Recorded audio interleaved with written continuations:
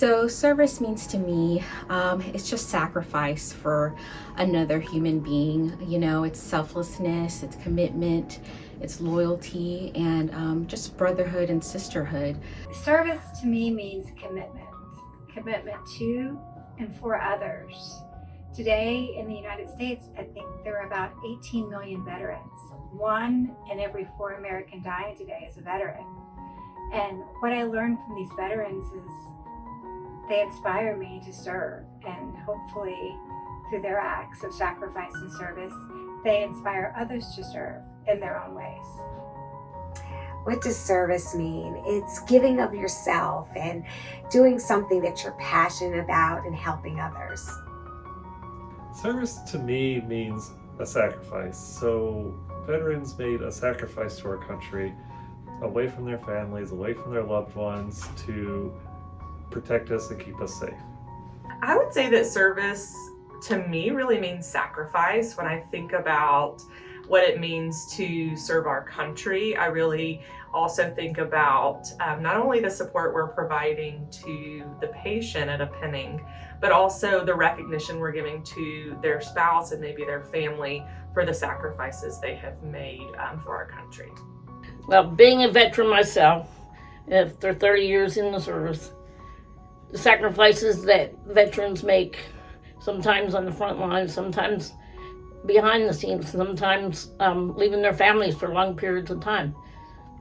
That is a service, and that are sacrifices that all military, all veterans make, whether they were in combat or not in combat.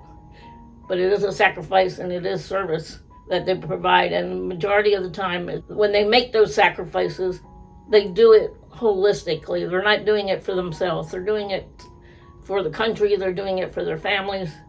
And they're doing it because they care about security of the nation. And so sacrifice and service go together.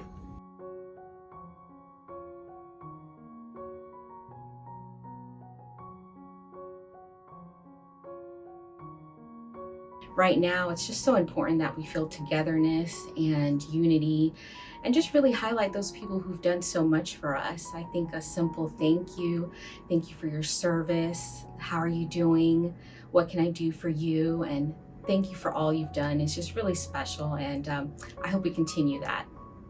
So I have worked with the veteran population throughout my medical training and medical career.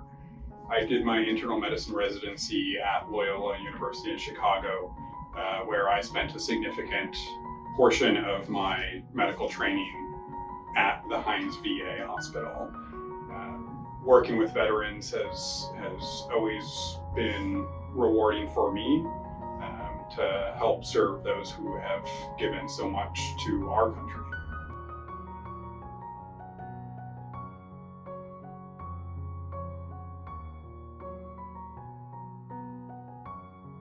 I've been honored to be at a pinning for a woman who was the secretary in General Patton's office, for a soldier who stormed the beaches at Normandy, for soldiers who served in Korea and Vietnam and during peacetime. And one of the most common qualities that I'm in awe when I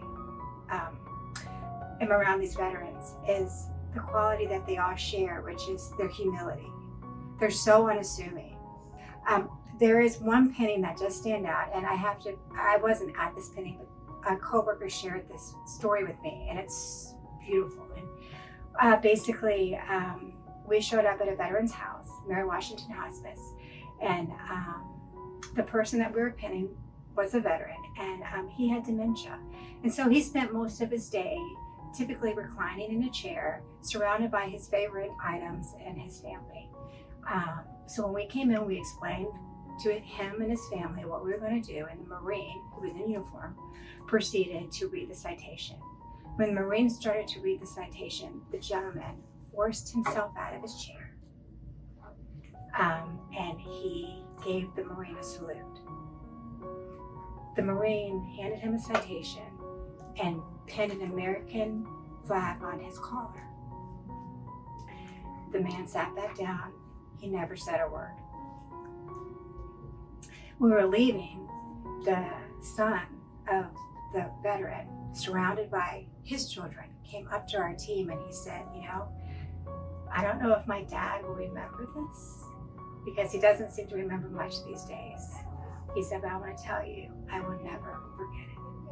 Thank you so much for thanking my father for protecting and honoring our freedoms.